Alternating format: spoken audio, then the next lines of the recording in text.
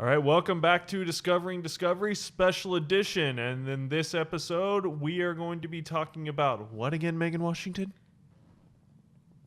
Disasters. Disasters? Yeah, Is that the title of the episode? it might be.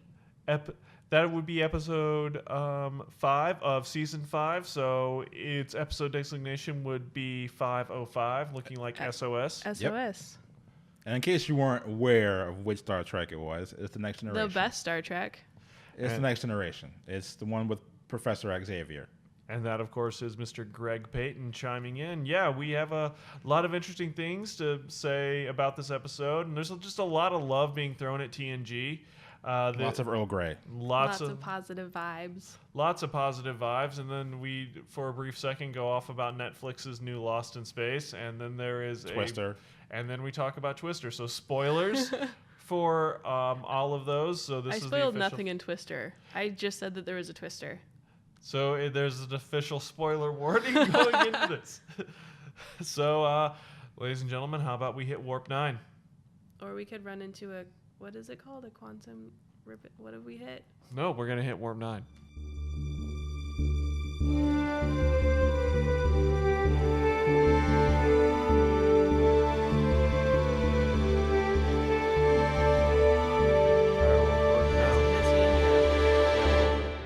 We do an intro separate, right? Messy secondary intro. It's not clean.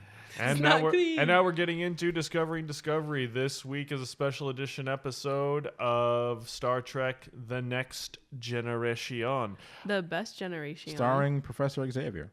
Yes. And then other people that didn't go on to be X-Men, but let's not slight them for it. Although Geordi LaForge did make a hell of a Cyclops before Cyclops. That is very Look, true. he had both eyes. But he had the dope-ass visor where you could see more than the human spectrum. Or as I like to call it, the advanced banana clip. And Megan, this was your episode of choice this week. It was. Episode 505, or as Greg pointed out, SOS. Yeah. And what is the title of that episode? Disaster. Oh, I see what they did there. Yeah. Yeah, clever. So what can you tell us about this episode? Why did you pick it? And it was written by Ronald Moore. Ronald Moore did write it. I picked this episode because it had just enough disaster, if you will, to placate you guys, and it was funny. Enough of the die and the aster. Yeah. The shenanigans ensued. Small children sang songs in French. Counselor Troy had to step up and be Lieutenant Commander. Children were brought into the world. Yeah, Worf had to deliver a baby. Exactly. It was action-packed. Yeah, the counselor had to put a smack down on the Bajoran. Yeah. All sorts of chaos was happening. It's a great episode. Yeah, but for the people that are not as familiar with TNG, what can you tell us about Star Trek: The Next Generation? It's the best. Full stop. I mean, It doesn't qualify. this isn't the first Next Generation episode we watched, is it? Yes. Oh, snap. Okay. Well, shoot. Well, this started up in 86. It was I think it was 89. I think the first 89? season of Star Trek: The Next Generation was 89. The power of IMDb compels you. Hold on a second. I'm pretty sure it was 86. Was it 89? 87. 87. Went from 87 to 94. Splitting the difference, I guess. Split the baby. Both of us are wrong. And the episode aired October 19th, 1991. Yeah, so I was watching this one live. Do it live! So yeah, what more can you tell us about Star Trek: The Next Generation? As we found out, neither one of us actually really knew the date. You were closer. You said 86. I said 89, and it was 87, as corrected by Greg and his magical connection to the internet via his phone. I'm still sticking with it was 86, but we'll go with it. I'm pretty sure the unions and the contracts would say 87, but okay. All right. It's fine. We won't go into it. So Next Generation was a groundbreaking series. Because they'd done a couple of the movies, and it wasn't until Next Generation started taking off that they started doing the rest of the movies. because motion picture didn't really hit. But there was enough interest where people said, "Hey, well, what if we, did the Next Generation?" The Next Generation. Well, yeah, that, and it was like syndication was a big thing then. So this Yes. immediately it went on the air in syndication. Yeah. It was one of the first shows to do that. Get to 100 episodes, baby. It didn't. You didn't even have to do that back then. What was it, just 50? Or just they would just No, like it just run started. they It just run started in syndication. It was on like 4 different. Oh, so They it was just, they premiered the episodes on like 4 different channels every night. oh wow, okay. Like it was on everything. Find it however you can, folks. Yeah. Okay, all right, gotcha. So there's always Star Trek on.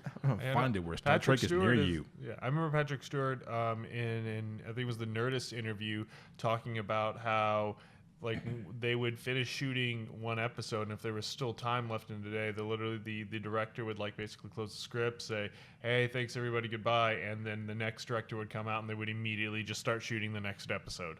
Mm-hmm.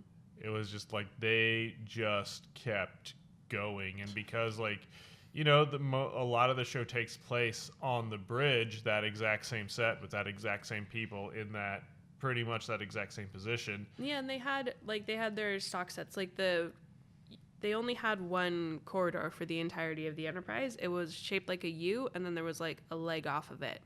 And so every corridor you see is just a different angle, a different direction. Like they'd get to one side, turn around, and come back. It's all the same hallway.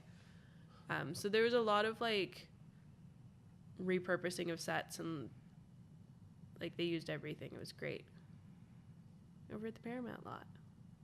It's good times. Great show. I don't know if they still have that. They have a lot of it. You can go on a tour of the Paramount lot and take a look. Yeah.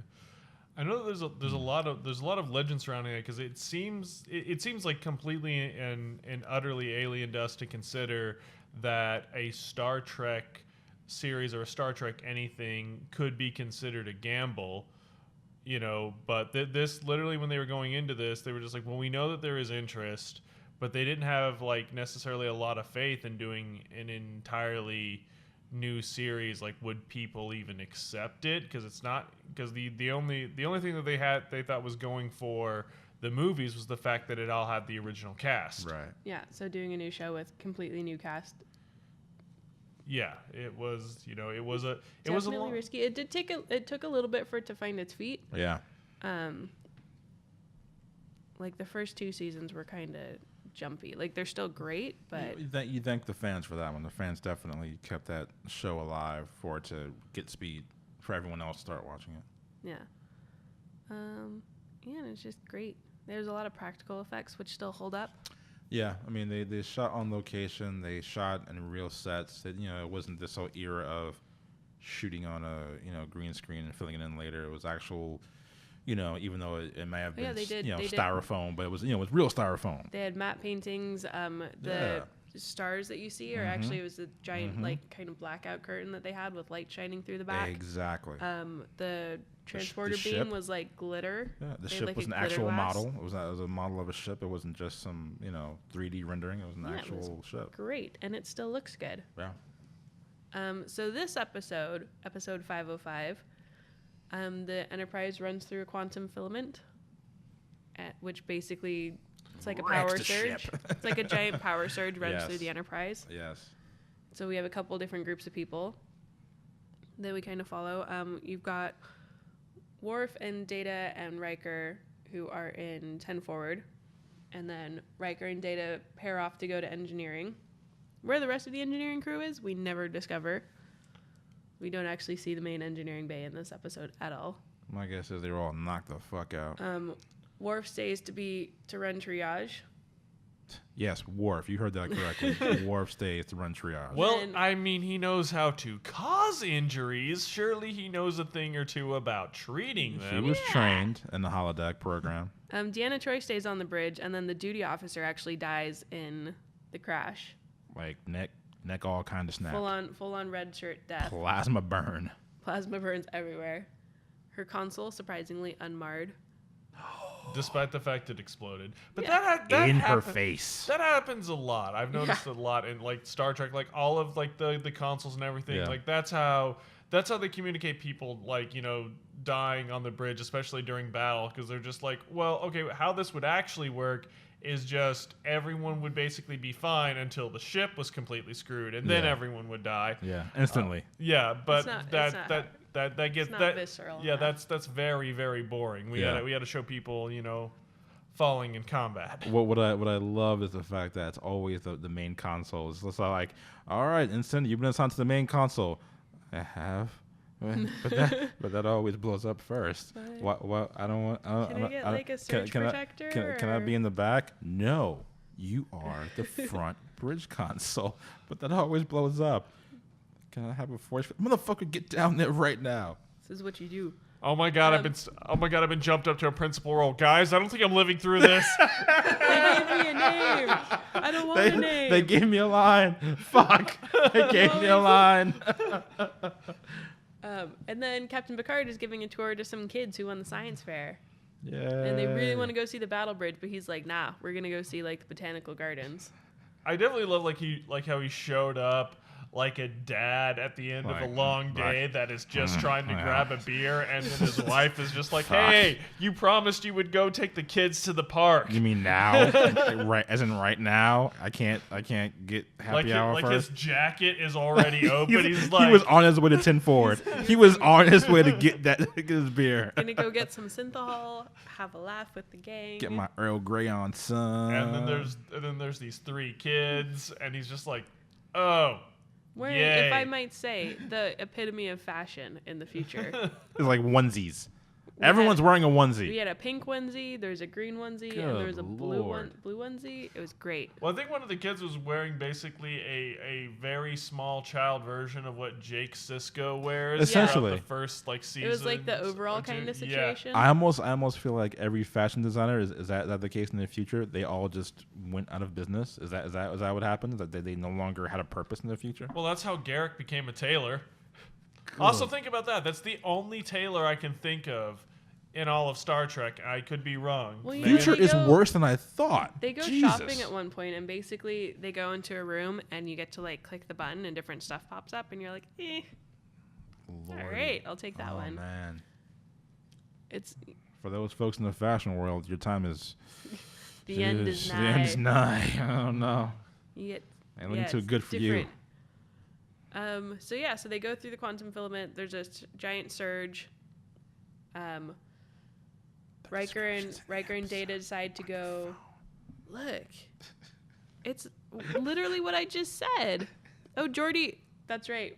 I gave Dr. her the Crusher was episode trying to description that she I refuses just to read. watched it. Dr. Crusher and Geordi are like down in, like some sort of like cargo bay. they're in a cargo bay because Dr. Crusher's trying to get Geordi to join her play. Because that's the serialized element of this version of Star Trek. Is that the Doctor has a place he's trying to put on, and throughout each episode he's trying to get Like principal recruit- members of the yeah. cast to sing and perform. Listen, Serialized elements were simpler back then. She shouldn't be trying to convince Geordie LaForge to sing. She should be trying to convince him to go teach children how to read. Because we all know that LeVar Burton was incredible at that. Now, see, that was a perfect opportunity for an in joke. That was a perfect opportunity for like an Easter egg. That I hopefully, Meagan, do they come back to that at some point? Do they actually reveal? See, It never comes up. That's like left on the table. That's just like a fucking low hanging fruit right there. Damn. Look, So, they're yeah. trying to keep reality and fiction separate. Fucking fuck that, man. Easter eggs were fun. So I gotta give him a lot of credit. So you definitely have like the A, B, C, and D story, Very kind clearly, of like yeah. very clearly like all running, and it was. I'm guessing the bridge crew was really our A story throughout all of it. I would almost say like with the captain that was almost the C story because we only got a few beats within that, but I think they realized just like okay, Jean-Luc Picard is trapped with a bunch of children, and they were just like we can make this really interesting, and they were just like okay, we can only make it kind of interesting. Well, no, it was very interesting because you get to see like Wesley's off at the academy at this point. He actually comes back in the next episode, which is the other one that I was tempted to Whoa, show. thank But God he comes. you picked this one. We'll have none of that here, Greg. None of that. Will Wheaton. Is amazing. Is I think the end of your sentence. You're welcome. I set that up for you. Let's be clear. We do think that Will Wheaton is an amazing actor and You human guys, being. I swear to God, Wesley if you haven't Crusher. even watched the series, you're full of it. I have Wesley seen Crusher is episodes. amazing. I have seen Will, several Meagan episodes loves of it, you. not from start to finish, but through its syndication, I have seen many different Look, episodes We of TNG. welcome Will That to is say just hi to a Meagan bunch whenever of he should goof feel up tards to it. not understanding the complexities. Okay, Will Wheaton got generations of kids into science. Will, Y'all you are can welcome suck it. anytime. Just pop on down. Say hi to Meagan. I will fight both of you. We will pause this podcast and we'll go outside. Anyway, this episode, She needed It's a a moment for Will great- Wheaton. She needed to take it's a a moment. great character moment for Captain Picard because if you watch from the beginning, he has a very rough time with children. Even in this episode, he has a rough time starting off with children when he yells at them to stop crying and it doesn't work. It makes So- things worse. He admittedly has a broken ankle right there He's at the the time. man is in a lot of pain. yeah. He's like, okay, you guys go on without me, and they're like, we can't leave you, which is good because then the turbo lift falls and he would have died. Oh, yeah. Oh yeah. So yeah, so he has a great moment where he like learns to bond with the kids and they share a wink at the end. He manages to motivate them by all promoting them to officer rank, which at Giving him the a end of field it, command. yeah, at the end of it, I believe the girl outranked everybody on deck except for Riker. Yeah. Technically, That's right. Yep. She shared the same rank as Commander Riker, which is Yeah. also funny if you want to talk about scripts because I believe Deanna Troi also made a funny comment about maybe she'll be a first officer because it doesn't seem like there's a lot of prerequisites. Ooh, major burn. And then bam, Major burn. guess who is also a first officer? Damn. The little girl. This Therefore, just rubbing the salt in the wound of that this burn. major burn. Oh You- yeah. As soon You as had she hit- Worf and fucking and Riker like, ow, what the fuck? Even what Worf did we was do like- to earn that? That was the exchange of looks. It's like, did we earn that? Like, what happened? It was a great burn. And then there was, Riker and Data get to go on a trip. Data uses his body to reroute some electricity, and so Riker has to continue on with only his head. Save the day. It's hilarious. Ensign Ro tries to murder everyone, which is not unusual for her. Ensign Ro is just very, very pragmatic and, was about the preservation of life that only she knew was alive and didn't really She have was time very- for imagination and speculation. So She's very much into saving herself. Oh yeah, Yeah. very much about survival. I think that because she was a Bajoran, was she a freedom fighter formerly before? Yeah. Mm-hmm. So she had a far more like pragmatic, cut your losses and run Mm-hmm. Yeah. sort of approach because that's the world that the environment that she came from. Yep. As we Legs saw- infected, cut it off. Yeah. As we've seen with a lot of episodes of DS9. But And Counselor Troy, of course, is we're going to wait until the last minute and save as many people as possible. And then Worf also gets to deliver a baby, and it is nothing like the simulation, and he has a little bit of a crisis. he delivers Molly O'Brien. Meanwhile, Chief O'Brien is actually fighting with the ensign. It's true. Him and Ensign Ro are not getting along. An interesting little bit of trivia: Ensign Ro, that was supposed to be the character that ended up becoming Kira Nerys. They were just going to take that character from TNG and put her onto the Bajoran station. If it wasn't for the fact that the actress playing Ensign Ro decided to not take the role, we would have not had the dynamic that we see. Yeah, Nana Visitor, you would have never seen her as the second in command, yeah, or co-command rather. Yeah, so we had a lot of great stuff. And the extra trivia, Rosalind Chow, who plays Keiko O'Brien, apparently was one of the actresses originally being considered for the role of Deanna Troi, which also would have again changed things quite a bit. We'd have, we would not know Marina Sirtis as being a part of the history that she is now. Yeah, but it was great. I love this episode. John, this was your first time seeing it, right? This is the first time seeing this episode, yes. What'd you think? Well, it was Star Trek, and it was a lot of fun and amazing. I will say that the 90s TV was Oh, not special. It was not as strong as I thought it was going to be. No, this show Yes, ages really well. Yeah, no. A lot of the 90s TV that you see, like we were talking about earlier, like Hercules and Xena and that kind of thing, you're just like, oh my God, this is so dated. Yeah. This show kind of surpasses that, and it does not seem kind of era specific. Like you can watch it just about anywhere. No, it is era specific. I mean, as far as if we're talking about. There's a lot of stuff like you know the design, the carpet everything, the wood paneling. It wasn't even that. It was more of just like the design of the movement of the camera. Like a lot of it is still. It definitely feels 90s in the sense that the cameras move a lot more now than they used to back then. But it's not dated. It's not dated in the sense that it doesn't hold up, is what I mean. Oh no, No, as far as the graphics and as far as the fortitude of the sets, no, that's pretty much bulletproof. Especially with the conversion to Netflix, because we saw Enterprise and the new HD was revealing a lot of holes. I believe they shot Next Generation on film. Yep. Yeah. And that was a major difference. And I will say, like, the acting and the storytelling, like, the storytelling was definitely, I mean, it was meat and potatoes, but that's not, this is not to be insulting. It was very meat and potatoes in that it got you the story that you needed to see. It was no more, no less. Yeah, no more, no less. A lot of great character moments. You step away from the episode going, that was very enjoyable. Yeah. It didn't blow you away, but it did entertain the hell out of you. Well, which I picked a nice chill episode. It was a Magic School Bus episode. It was just like, oh, the kids went on an adventure. They got a field command.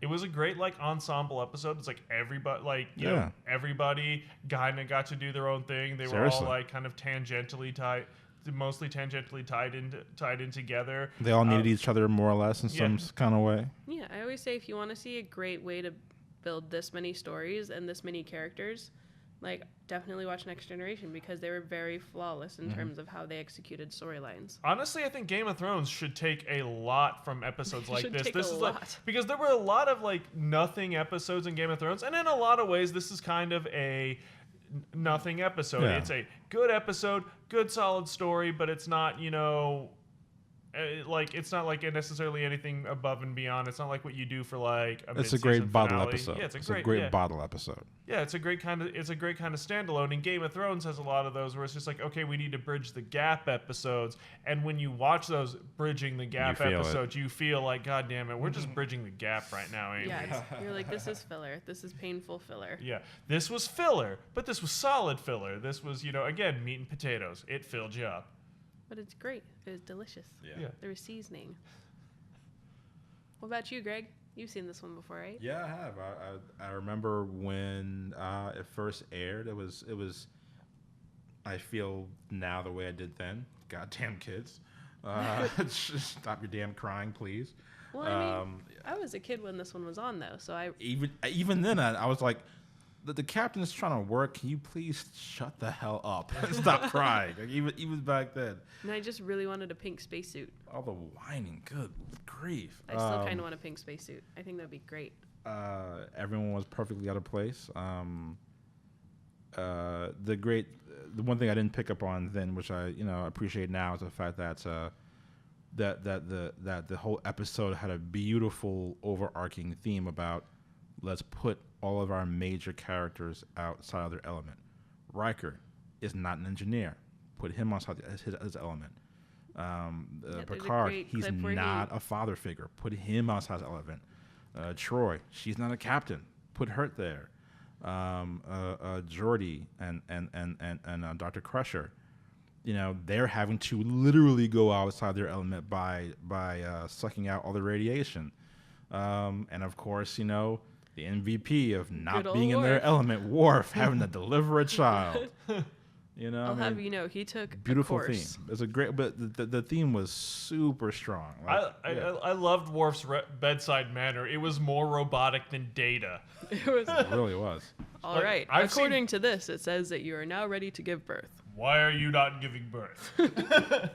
You're going to feel a sharp pain. Do you feel the need to push? Yes. Push. Good. It is hard. starting. It says that I should speak calmly yet firmly. Now burn down. Burn down. It was great. Pro. I shall cut the cord now.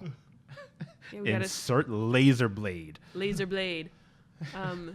how he brought it up was hilarious. Yeah, but everybody had their own little like fumble moments. Yes, So you they know, did. I mean, Yes, they did. Riker accidentally plugged the wrong port into Data's head. To that, you're like, he gave the weirdest Which face. some like, amazing acting by Brent Spiner as always. Well, it's like especially that when Brett Spiner was just like, "We're down to 16%. I don't know if you know this." It's like, "I am well aware, Data. Shut the hell up." He's like, wrong port. So, I'm pretty sure that was definitely some innuendo. Wrong hole. Yeah, so that was kind of Riker's moment. Picard's moment was anybody else, it's stiff upper lip and on we go. And with the kids, it's not the approach that he had to take. So he had to kind of reformulate everything he was doing. Let's reward the children the way we reward cadets. Deanna Troi was definitely out of her element. They were trying to, O'Brien was trying to explain to her what they'd run through, like what the ship had gone through. And she was just like, so that's like a string? And he's like, no. Not even the same thing at all. Start over. And so her trying to kind of be like, holy crap, I'm out of my element. Yeah. Does anybody want to talk about feelings? Yep. Because that I can handle. Yep. But she was also very gracious. I mean, at the end, there wasn't any kind of like, I told you so. It's like. Now, if there's anyone she throws shade at, she throws shade at Riker, who just saved everyone's life. I mean, that's a level. That's really funny, though. That's super ironic because, I mean, had it not been for Riker and Data, they would not have been able to raise containment. So that was really funny. Yeah, the show ties together so well because, yeah, you do have all these little side stories, but all the side stories are directly related. And had they not made the choices that they made, their story couldn't have gone. Like, if they hadn't routed power down to engineering, they never would have been able to save the day. So everybody was really tied together. That's right. And arguably, had Worf not been there, I don't know what would happen to the kid. Who knows? Possibly somebody else would have delivered. I think yeah, maybe. Nobody else in that room could have seen Worf standing over a woman giving birth and was just like, "Hey, how about I take care of this?" Worf. Everyone was just like, "Oh shit, I ain't dealing with this." So I was like, wait a minute. What's worse, having to deliver a child or tell Worf he can't? Worf was also setting. What do you want to do right here? Okay, he was setting bones. Yeah, you're going to feel a sharp pain now. It's like prepare yourself. There's going to be a pain. I was really hoping he would just do it then, Oh man. Yeah, but it was great. It was kind of battlefield triage. Worf even gets more awkward when it comes to DS9. Even when he's more mature, he becomes even more stayed in that position. Yeah. Even though he's more comfortable in himself, but it's still. I mean, he's still ready to die for the cause at the drop of a hat. Yeah, but I mean, Next Generation is definitely my favorite of the Star Trek series because you can have episodes like this where everybody is literally on the brink of death, and yet it's still. Everyone having a good time? Yeah. Yeah, it's still kind of a lighthearted episode. Like, we're literally about to die, but we're still making you laugh. But it's all good. It's all good. Yeah, it'll be fine. Well, I mean, I correct me if I'm wrong, Megan, but wasn't the Enterprise, at least in this version of the Next Generation, more of it was a community ship? I forget the classification of it. The Enterprise D was, I believe it was a Galaxy-class starship, but it was one of the first ones that had families on board. Right. So by definition, it always had a far more congenial, homely community. Yeah, well, because sort of they were supposed to be out kind of on the edge of everything. Right. So rather than make people go and leave their families behind, it was designed so that they could take their families with them. So they had schools, they had all that kind of thing on board the. They had a bar. Yeah, they had all that kind of stuff. Yeah. So it was made for Mad families. Holodecks, It was made to have children. Holodecks, yeah. It was just kind of a different overall vibe. It was the flagship of the fleet. They had, the best of everything. It was a brand new ship. Now, how big would you say it was in terms of if you were to apply it to scale? Was it the size of? Oh, I don't know. I know that a it had a firehouse? little Was it the over size 1,000 people. Damn. Okay, so was it the size of the Staples Center? Hang on. LA Live? Or It was Century City? about 4 Titanics long. 4 Titanics long. All right. Yeah, it was 642 meters. I'd liken that to some sort of sporting field, but Okay. So I it's guess about half a Star Destroyer. okay. All right. All right. I'm trying to visualize if you know if that were to like land in the middle of LA, how much space would it occupy? Here you go. You can see a picture. We're currently looking at a scale model of the Enterprise Scale D. model of the Enterprise. Is it Enterprise D? Yeah. Okay. It's Oh, yeah. nice.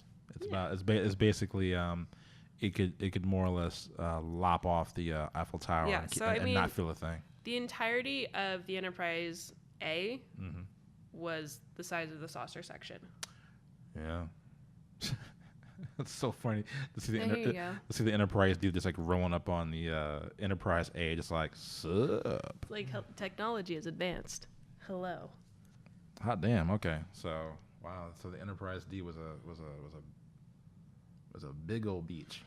Yeah, well, they think the Enterprise D, like, you can tell a lot about where the Federation has gone by the fact that this is their flagship. It's like it's a ship that can do war just because of how huge it is. Yeah. But its primary purpose was definitely not that. No, it was all scientists and stuff. I mean, there's entire episodes where they're like, there's a star that's collapsing. We're going to go watch.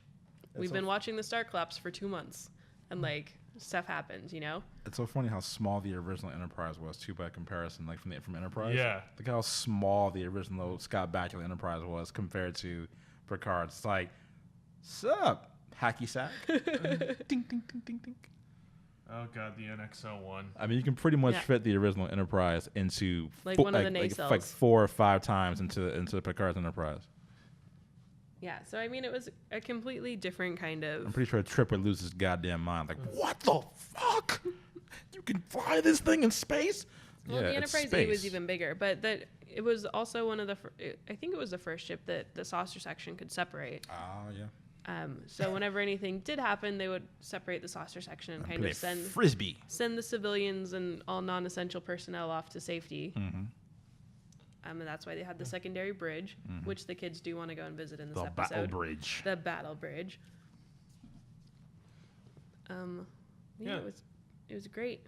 Yeah, so we're definitely looking at. You can definitely tell in the beginning of TNG how peaceful the galaxy really is Yeah. at this Yeah. time. Yes. It's like, there's been peace with the Klingons, the Romulans.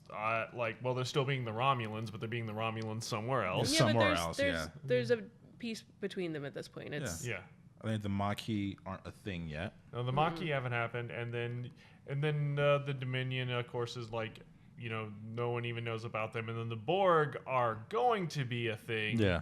They just Yeah, kind of the Borg show up. they're lurking. I think it's no, they show up in the first season. Q shows up and he spits them off to the edge of the galaxy, and he's like, "You guys have no idea what you're fucking with." Ah, yes. He warns them. It's like, hey, bitches. Yeah, Yeah, and it's terrifying. that's right. And so that's like first season, and what was it? It was episode. I'd be very curious to see the birth of the Borg. They haven't really shown us the birth of that yet. I feel like they've hinted at the slight essences of the origin of the Borg, but they haven't really gotten to show us like the real unfolded version of the origin of the Borg. Voyager, as much as they like to lean on the Borg, they made them a little toothless at times. Yeah, well, I think because it was their one opportunity to make a threat they couldn't run away from. So as a result, when you make an enemy that you can't run away from, you then have to arm your protagonist with a way to beat them. And once you beat them back, then it kind of becomes like they're not so much of a badass anymore, which is why they introduced 8472. Yeah. From fluidic space. But no, the Next Generation really was kind of like it was a perfect show to introduce us to the golden age of exploration and what has happened in the time that's transpired between Kirk's era and Picard's era. Okay, they first show up in season 2, episode 16. Was it called Arrival? Was it No, it called was They Q Arrived? Who.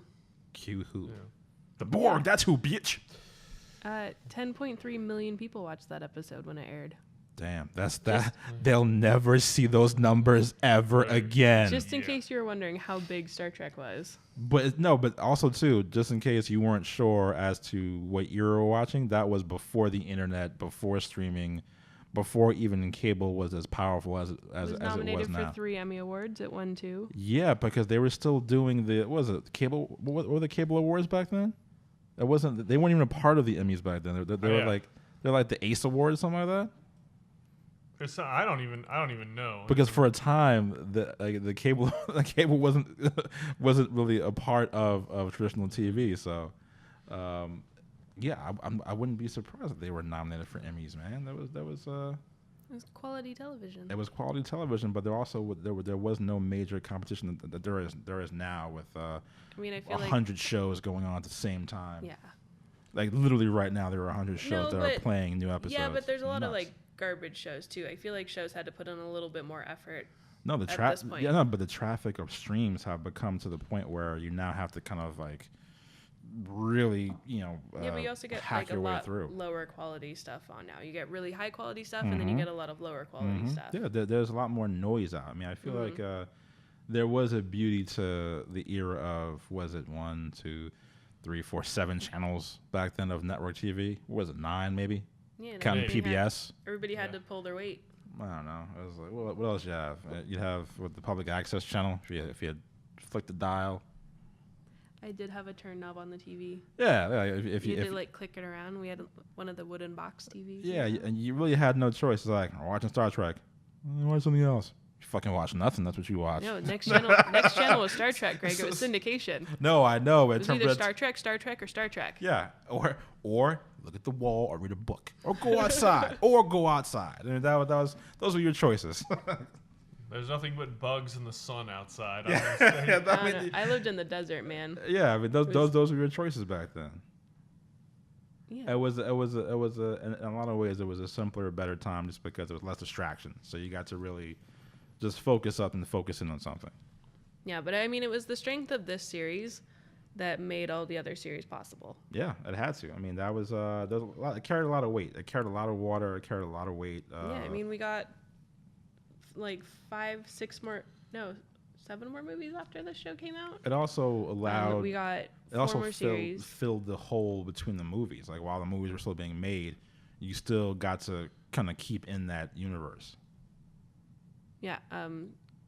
Star Trek 4 came out while this show was airing, and then they did Star Trek 5 came at kind of the tail end of this, and then the rest of the Star Trek movies came out subsequently. We also got Deep Space Nine off of this one. We got Voyager.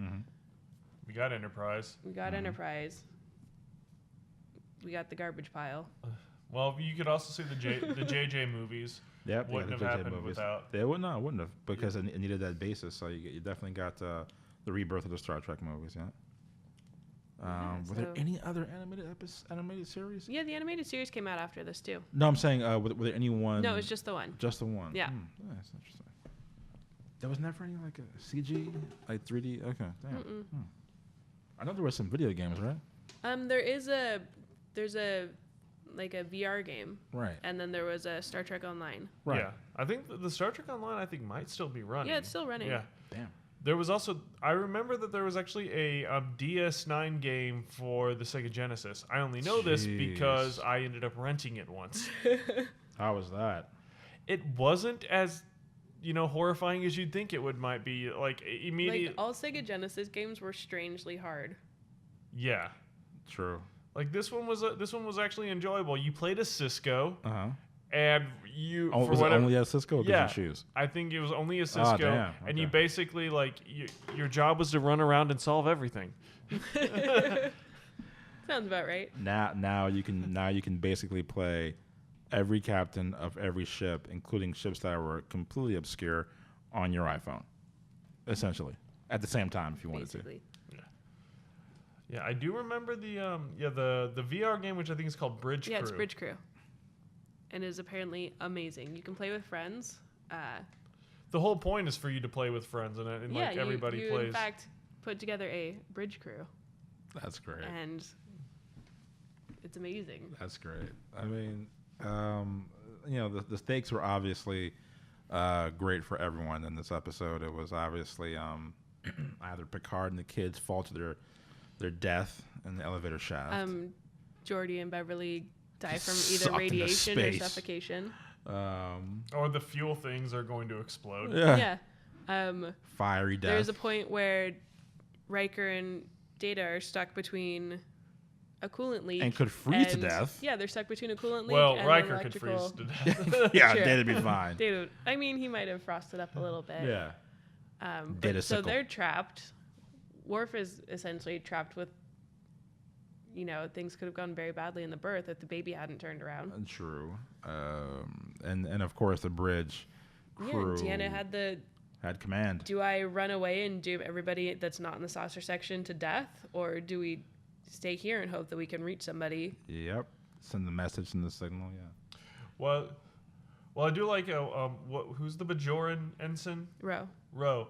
Like Ro was basically saying if you stay here, you could kill us all. You could say some. And then the look on Deanna Troy's face is like, well, if I'm wrong about this, I won't live to regret it. Or regret hearing it from you. Yeah. And if I do detach and then it turns out that there were people alive, I will definitely regret that. So Exactly. Well, that and taking you with me. she's also an empath, so she would have felt literally everybody die. This is Yeah. true. And I don't think she was in any rush to deal To with feel that. that. Yeah. As a Betazoid, absolutely. I mean, you don't want that. That would not have felt good. No, you don't want that guilt. And love. I'm glad that you chose this episode, Megan, because you got to see more of Chief O'Brien, like actually involved in the episode. Yeah. Normally he's just pushing buttons, one No, line I mean, here, he one was- line there. He he initially showed up as just kind of like a day player kind of thing. Yeah. And over time, he just built into a bigger and bigger character. Unfortunately, there's so many strong characters Yeah. on this show that there wasn't any room for him to grow anymore. But I think that is one of the reasons why his character did start getting so much bigger at this point, is because they knew that they're going to move him over to Deep Space Nine. Which was probably one of the best choices Yeah, I of mean, moving building- first of all, an actor of that caliber over to DS9. Right, but also characters that have already been established, characters that people love, because they're going to move over with them. And It's so an easy bridge. It was a very, very easy bridge. and they had the same thing with Riker and Yep. and other Riker. Yep, and Worf. Yeah. Worf was moved almost over.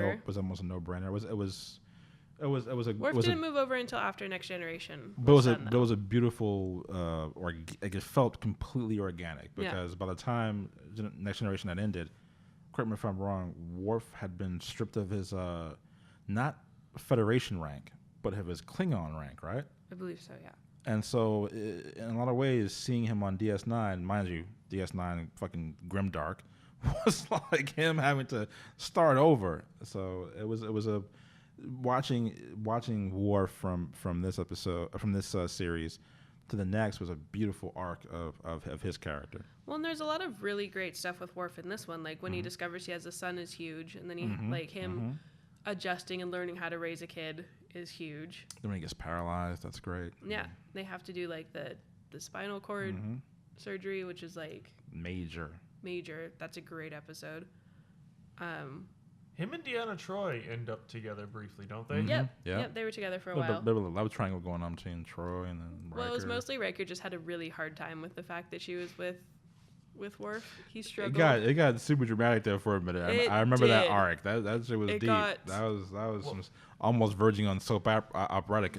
This week on Next Generation, It was will very- Worf get Troy? Well, Riker was essentially the he was kind of the Captain Kirk of this show. Like I think it was like we talked about it earlier. It's like they kind of flipped Kirk and Spock. Wow. Jean-Luc Picard was far more of a Spock Shit, yeah. character, and Riker was far more He of was a the dashing, good-looking Wow, guy. yeah. Oh, damn. I never realized that. Yeah. Oh wow. Which is Damn. great. I never realized that. Wow. They also, in one of my other favorite episodes, brought in a character that was very much like that. Damn. The fabulous Okana. He kind of slept his way through the ship in the couple days that he was there. Okana. We'll have to watch that episode. Okay. It's great. I don't quite remember that one, but I He had a ponytail. Ah, right. and it was comforting to see. It's like, okay, I guess every single I named Star my Trek cat series after him. has the sex appeal character, which they were using with Deanna Troi. Yeah. But honestly, they could have done that with Beverly Crusher as. Yeah. I mean, it wasn't as overt in Next Generation. I mean, ultimately though, that they were a pretty cast. Let's just be honest. Yeah. They were a pretty cast. And, The Next Generation. The Outrageous Okana. Sorry, season 2, episode 4. Gotcha. Whatchamacallit? Yeah, they're usually not blatant about it. Look They at that were face, pretty Greg. blatant about it in Enterprise. All right, look at that face. That is one dashing man. He was dashing. But I also love the fact that the reason why Picard was so reserved was because he was living off of a fake heart. Because his first one got a knife put through it when he got into a bar fight. Oh yeah, You remember that one? yeah. I remember seeing the episode because you figure out why Picard is so measured. It's because he flew off the handle once in his life, and what, a Klingon stabbed him through the heart because of it. Yeah. Because wasn't Q taking him? It was before. No, that was before the show started. Yeah, because it was like Q was like, "This is your like- life," and it was the finale, and they kind of showed him how we Yeah, got it's to like that point. pre. He got in a. like, Yeah, it was pre Jeez. Next Generation before he was a captain. He was a little bit more of a scallywag. Man. He calmed down a little bit. Yeah, well, I figured you get stabbed in the heart, you chill the fuck out. I mean, Yeah. thankfully. That is one of. There's actually know? an episode about that, I believe, where he has to go and get it replaced, or he has to go and get it checked up on, Yeah. or replaced, or something like that. Yeah. That's the episode. That was one of the other ones I was going to pick. It's where he's taking Wesley back to the academy, Mhm. and he just goes along. And he's like, "Why are you here again?" He's like, "I don't want to talk about it." Mm. It's because he had to go and get his heart checked up on. Oh my god, another trip. Yeah. All this very Mm. flawless storytelling in this show, because everything always comes back around. They didn't really drop a lot of stuff. Mm. I mean, I'm sure if you went through, there was something that was dropped somewhere that never came back, but Not that it mattered. I'm sure that they did drop the ball on occasion, but in a lot of ways they, at the very least, the frames upon which all episodes were built were exceptional. Yeah. They had very, very solid frames. Like, you could not mess with the foundation of any of these episodes. Now, you can argue about the execution and the style and the overall look, and saying that, well, this looks a lot like this yeah. other one. But I mean, having watched this though, you can see why Discovery makes my eyeball twitch. yeah, no, it's Because well, you none go of- from this kind of solid to I don't like what even do they know what did they watch the last episode, like who's doing what, did they even watch their own show, like what Oh shit, folks, hang on. I'm just saying this TV show, Ju- this quick, podcast quick. is called Can you just nudge Megan? She's having that like constipated verbal thing where like she can't get full Verbal vomit? Yeah, verbal vomit. She can't get full Look. sentences out. well, I'd show's like called Discovering Discovery. I'm just trying to draw parallels. I know, but And that you're there not are no finishing parallels. sentences. It's like you're Well, having to in addition start to- and stop. Well, in addition to talk about that, here most recently I started marathoning my way through Netflix's Lost in Space. I So, only watched yeah. the first episode, but it was fun. Does it live up to the Matt LeBlanc masterpiece? Okay, first of all, Matt LeBlanc was great in that movie. No, I wasn't kidding. I was being serious. I love that movie. Okay, To be that clear, movie's great. yeah, I love that movie. To be very clear. That movie definitely has its moments, but I'm gonna skip right past Gary that. Oldman is in that movie, John. Thank you. Gary Oldman. I Thank know. you. I know that Commissioner Gordon is in it. Goddamn right. But okay, so the Lost in Space TV show, you can see the writer's hands throughout all of it, in that Murphy laws one too many times, or it's just like, oh, we need some conflict here, throw some conflict in here. Like, the conflict, it's not necessarily that it is forced, it just seems inorganic. Like, Yeah, I mean, I've only watched the first episode, but I know that a lot of people kind of snagged on the fact that they were making a family show. Like, I don't think people were expecting it to be a family show. I think they're expecting it to come back and be like Lost in Space, but it's dark and it's for adults and it's, like that kind of thing. And they're like, no, it's always been a family show.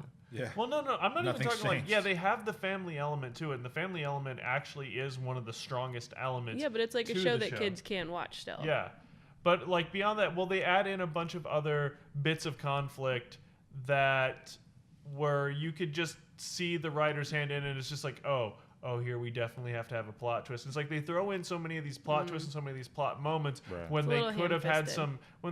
some more like lighter character moments. And Right. it was, Right. and I think that was like they fell into kind of a trap of like where you always need to have action. There always has to be action going on, and it was a great way of seeing that. No, you don't always need action. Sometimes you just need, you know, a character moment. I do Right. think that is one And of the that's- things that TV right now is struggling with, though. Yeah, They're kind of afraid to just have character moments. which is what you saw within TNG. You saw some light character moments. Yeah, like there was a lot of action in this episode, but it was also a lot of the act outs were character act outs. Right. Yeah. Like, and they had the exact same kind of effect, the exact same kind of cliffhanger, you know, drama as the kind of actiony act outs. Right. Yeah, like I realized because I got to about episode 7 and I was most of my way through episode 7 when I just didn't want to watch it anymore. It was just the decisions or the drama. It was just like they just decided to throw way too much into this way too hard. And even though like certain characters were definitely likable, it just like at certain points it just kind of like lost me where I was just like I don't know necessarily. It wasn't like I didn't know what was happening next because the writing was so good that I was just going along for the ride, but I didn't know what was happening next because I didn't understand or know really who most of the characters were. It was like Yeah. they lost them at a certain point. And I would say earlier on they still they had them and they were establishing, you know, a lot about them. And then, you know, things just kind of went a little it just felt off the rails at the end. I find it peculiar, quick, that you still haven't answered my question. What was the question again? How it compares to the Matt LeBlanc masterpiece. Okay, well, Doesn't hold up, Greg. It doesn't hold up. Well, you see, the Matt LeBlanc masterpiece was the Matt LeBlanc masterpiece. There is no Matt LeBlanc in this. But there's Parker Posey. There is Parker Posey, which I don't actually know who she plays in this. She's the doctor, John. She's Dr. Smith. Yeah. Yeah, it's Parker Posey. For whatever reason, Parker Posey is. She's in Josie and the Pussycats. So what That John doesn't Quick help is me saying. at all. Do you not, John? You've never seen Josie and the Pussycats? No. So what John Quick is saying. No, I have not. That movie is a is gem. that it sounds like he prefers the movie over the Netflix series. The Matt LeBlanc masterpiece? That's how it sounds. Well, the Matt Is that- is LeBlanc that what we're masterpiece saying? does have Gary Oldman in it, so yes. And a super futuristic helmet. Yeah. CGI at its finest. And by its finest, I mean at its worst. But they were trying. All right, they put in They were. for effort. I will say this. Especially for that era of CGI. But I was still you know what doesn't have shitty CGI? figuring stuff out. Star Trek: The Next Generation. That is very true. With the exception of the radiation explosion. That was great. That was great. That I don't was grade A 90s. Yes. I don't think that was. I think I don't no, think it that was wasn't. I think it was CGI. an I think actual that was- fire that they painted. Yeah, I think that was. I don't think that And was CGI. I think that superimposed. was. I think that was comp. I think that was just I comped. think comped it in was. I know it was.